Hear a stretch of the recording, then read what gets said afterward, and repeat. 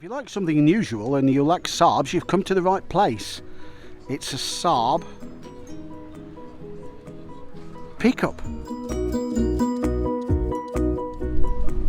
Welcome to Lot 76 Cars. My name's Simon. Today I'm at the second Bicester Scramble of 2024. So let's have a look around at some of the great cars, some of which are still arriving. So long-term viewers of the channel might remember this from a scramble maybe a couple of years ago. It's a Cortina Mark II convertible. Is it a Crayford or something else? Well, actually no. The guy who owned it on a very hot summer's day decided to take an angle grinder to the roof and gradually over the time enhanced it and improved it, and probably did a far better job than maybe Crayford did back in the day. But it's in lovely order and he's had this car for absolutely years. Just shows you when you've got a relationship with a car how long you'll keep it, and obviously what you'll do to keep it on the road. It looks a beauty, doesn't it? So built in Linwood up in Scotland, rear engine with a few innovative features is the Imp. It didn't have quite the berth the manufacturer Roots Group would have liked, but what an incredible car these are. This is lovely, this primrose yellow one. And what's interesting for me with these is this rear opening hatch, which was sort of quite ahead of its time and gave you a lot better access to the back of the car. Clearly you've got space under the bonnet and you've got the engine in the back. Now anything with a Gulf oil livery always grabs my attention, and this is actually a super example of a Mini that's been given the Gulf oil treatment, and haven't they done a good job? We'll try and get a shot of the roof as well, seeing they've gone to all the trouble to get the Gulf logo on the roof. It would be remiss of me not to put it in the video. Now there might not be a single Ferrari badge on the Dino named after Enzo's son, who tragically died very early, but it's no less a Ferrari, and such a pretty little car. I think it shared the engine with the Fiat Dino, which was something to do with homologation of the engine for Formula 2 racing. These are utterly priceless these days, but to me, more important than that, they are exquisitely pretty from almost any angle. Some of you might remember the one driven by Tony Curtis. Not sure what the series was, the Protectors, the Persuaders. I'll come back to me, stick it in the comments if you remember. That's a beauty, isn't it? That's a very distinctive looking nose on this 105 series Alpha. Looks like it's been prepared for racing. Oh, it has. It's got quite a few Goodwood stickers on the back. It's seen a bit of track action and survived. Where did all the brown cars go, eh? So it took Land Rover quite a few years to actually get round to making a four-door version of the Range Rover. Monteverdi had a crack at it, a Swiss company with tacit approval from Land Rover apparently. This is a late one. This would make it, what, I think a 92. Can't have been too far away from the launch of the P38, and these are starting to get recognised as being quite collectible vehicles after being in the doldrums for a while, price wise. This is lovely, isn't it? Look at that brown. I'm sure there's an official name for that. I'll have to look at a brochure. Brown paint, matching wheel centres. Oh, that looks good, doesn't it? Beautiful velour interior, no leather in this one, and actually maybe all the better for it. What a lovely car, isn't it? So this is the utter madness of a Renault Clio V6. It was built, the original car was built, I think, engineered with Tom Walkinshaw Racing. These facelift cars, I believe they took them in-house at back into Renault Sport in Dieppe. Not seen one in this sort of slate grey colour. Utterly bonkers. I mean, this one looks quite well appointed inside. It's leather trim. Pretty much half the car is the engine. That's literally, that's it. It's what mid-rear engine would you call it? I don't know. They're bonkers, and I would absolutely love to drive one. So if anybody feels like lending me theirs for half an hour and we'll get it on the channel, please let me know. So first generation Honda CR-V, but not as you'd know it. This one's been lowered. Not sure what the other mods are. It's got a huge spoiler on the back of it, but make of that what you will. So built as a cooperation with Toyota and Tamiya remote control cars, this is the real Toyota Hilux that's been built to look the same as the toy one rather than the other way around, and haven't they done a good job with it? That's incredible, isn't it? Designed by Dante Giacosa, I think, an Italian designer to get Italy moving and I guess replace the Topolino, is the iconic little Fiat 500. Looks like a left-hand drive car, this one, so probably imported. It certainly survived well, even though they were sold here. You can't dislike a Fiat 500, you just want to pick it up and take it home, don't you? There can't be too many kids' bedroom walls that didn't have a Lamborghini Countach on them, and this is a beautiful example. A white one, I don't think I've seen a huge number of white ones. Got those massive air intakes, totally impractical. White leather interior. You wouldn't be eating your ready salted crisps and you're drinking your Coke near that one, would you? That looks a beauty.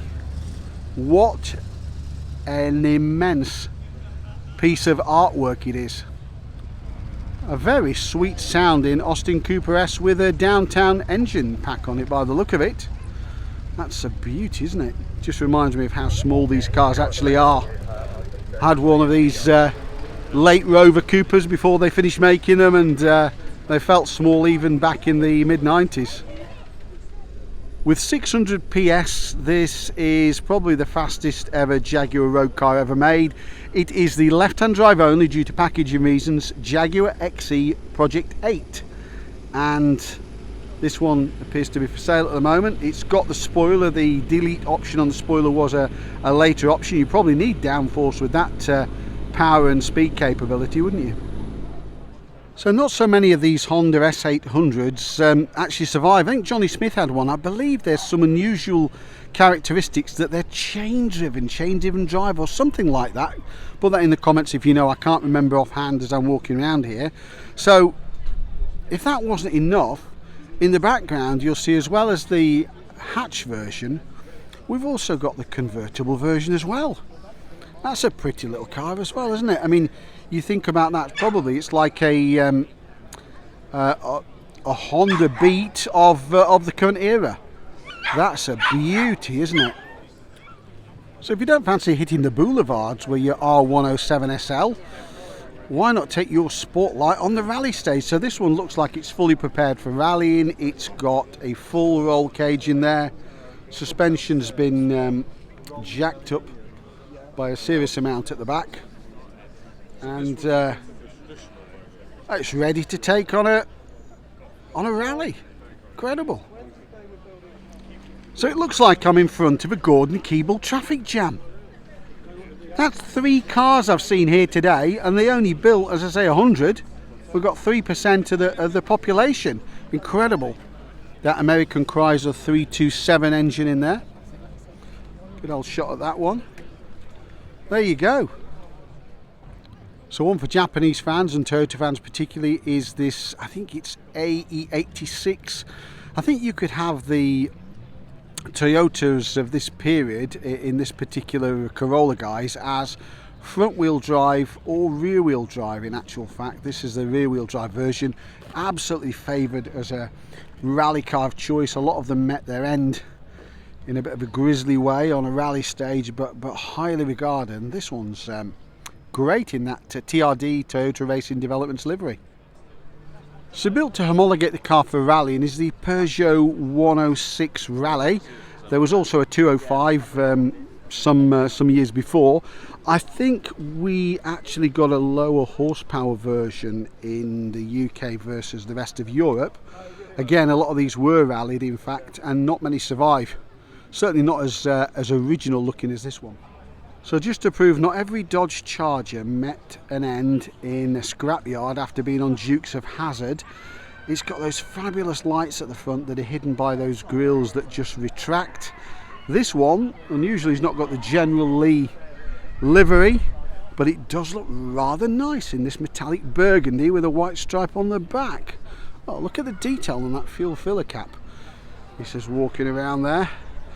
Yeah, that is that's a really great looking Charger. So yes, it's a Saab. I think it's a 9.6. You've seen those before, but have you seen a pickup? No, Neither have I. I'd love to try and find out the backstory of this one. This is just something else, isn't it? I'm not sure it's maybe it is an official car. Maybe it was built for one of the export markets, South Africa or something, because it does look incredibly well engineered at the back rather than just chopped off, and you've got a very useful load deck there. So while the Volvo 440 was a relatively conventional hatchback, Peter Horbury, I think it was Peter Horbury, actually led the team to design something rather unusual for a small coupe. So this is the Volvo 480 with its pop-up lights. It's still recognisably a Volvo. The grille, the Volvo grille with the diagonal strip on it is still there, although missing on this car. This looks like it might be one of the anniversary cars, I believe. I'm not sure. Lambrisonde, I think, is probably the catalyst. It's got a sunroof, but it still appears to work because it's open, or maybe they can't close it. And there you go, built in the Netherlands, I believe. Limited edition, it says. Well, it is. You're not likely to see many of these, surely. So, famous British rally driver Roger Clark, God rest his soul, was also a Porsche dealer, and he supplied this beautiful early Porsche 928 from his dealership back in the day. There is something about these early cars with the telephone dial alloy wheels, the full Risky Business film spec, that ticks a lot of boxes. Lovely.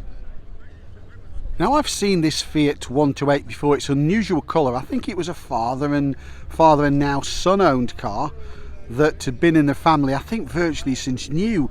Really unusual colour. It's the 1300 CL model.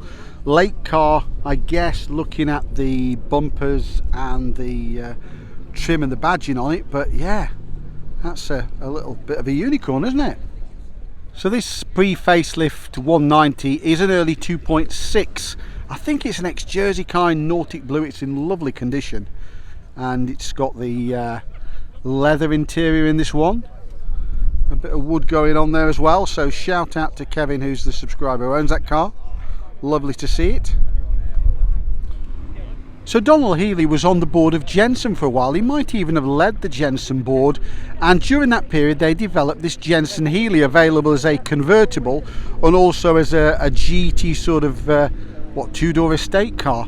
I think the engine used was a Vauxhall block, maybe from the Vauxhall Magnum, but didn't build huge numbers of these cars. I'm pretty sure they're glass fibre, but again, you don't see them that often. So positively winner of today's Unicorn Award is this Mazda 323. I think I've seen this here before, and I'm always pleased to see it because you just do not see these about at all. Not sold in huge numbers back in the day, but they were relatively easy to see. But now, as Johnny Smith would say, find another. Early M3s were pretty much like this, all left-hand drive, really built for homologation purposes for touring car racing, both in Europe and in the UK. I think Frank Sitnett even drove these back in the day and did very well with them. And immensely valuable cars now as well. So a Lotus Carlton, pretty much all of them built in this Imperial Green. It's not 40 RA, which was the infamous one that outran the police back in the day, but a car so fast that apparently questions were asked in Parliament about how it could be on sale. So thankfully it was. I think they built probably about 900 of these, something like that. Lotus built them, and didn't they do a cracking job? Beautiful. A Lancia Fulvia, but this time a Zagato, fettled by styling company Zagato, with this unusual body that sort of goes right to a point at the back. It has got a hatch. I think the hatch is quite an unusual and useful feature, and what a different looking car to the Fulvia on which it's based. Harry Metcalf's got one on which he spent a small fortune on, but that one's lovely as well. That's a lovely VW Carman gear convertible, doesn't it? Look a treat. That's an unusual colour as well. Right hand drive car, could that be South African? Maybe not. I'll tell you what though, it looks pretty immense. I love the alloys on it as well. Nestled in with the Porsches is this Fiat Strada Abarth. It looks like a racing one. Shout out to Middlebottom Garage. You obviously run this in a race series. It's got a ticket for Snetterton in there, so it's obviously seen a bit of action. Strada 130 TC. I've seen one of those for a while. So no apologies for showing another Merc. This time it is a W123 chassis car. It's an S-plater, which will make it, what, 78? I think the car's only arrived in the UK in 77. It's right-hand drive.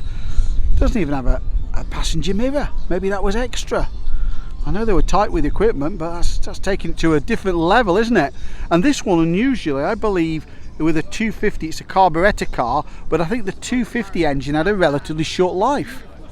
So this, I'm reliably informed, is a Maserati Kyalami, Bertone designed, goes into that incredible point at the back, but I'm not sure if this was common to all cars, but it's got this very, very huge glass area at the back. So we've got the glass there, we've got the side glasses, but we've also got that panel there where the lights just appear to float and you can see right into the boot. What's going on with that? I've no idea whether all the others were like that, I just can't remember, but if you know, stick it in the comments. And this lovely E39 Touring is a 540i, and it is unusually a manual with that lovely original BMW telephone there, and more importantly it belongs to Taylor Hetherington, who I've just met today. Great guy, you'll have seen on Auto Alex's channel, and that's a lovely car, isn't it? So this is a Lotus Elite designed by Peter Kerwin-Taylor and Frank Costin, who went on to work, I think, at Marcos. And the unusual thing with this is Peter Kerwin-Taylor was apparently also, I think, the company accountant as well. But I tell you what, he didn't do a bad job on car design, did he? Incredibly pretty cars, aren't they, the Elites? That's, in some ways, maybe even prettier than the Elan. Certainly looks to have a bit more space in it. Wow, what a treat. Renault 16, I think the first hatchback, one of the first hatchbacks ever sold. Incredible ride quality, bags and bags of room in these as well. You imagine almost with the seats down and that hatch. It's like a minivan. An absolutely lovely colour. I do believe I might even have seen this car at Festival of the Unexceptional last year. It does strike a bell with me, perhaps not. So full architect spec is a Saab 900 Turbo. See, what would that make it, 85, 86? These just look so right with that proper sort of front clam bonnet. You've got that very aircraft inspired, naturally because of Saab's heritage, their aircraft inspired binnacle. That's beautiful, isn't it? What I wouldn't give for one of those as well in my ever expanding garage. Now this is a Nissan, that's clear to see, it is a Nissan, but apart from that I'm a bit stumped. Is it a 200SX, a Silvia? You know what, I just don't know. I'm going to have to put it on the screen if I work out what it is. But I tell you what it is a very pretty two-door coupe. So thanks again for watching Lot 76 cars from the second Bicester Heritage Scramble of 2024. Hope you've enjoyed the cars we've seen today. Quite an eclectic collection. If you have, then please like, share, subscribe, click on notifications to be informed of my next video, and as always, once again, thanks for watching.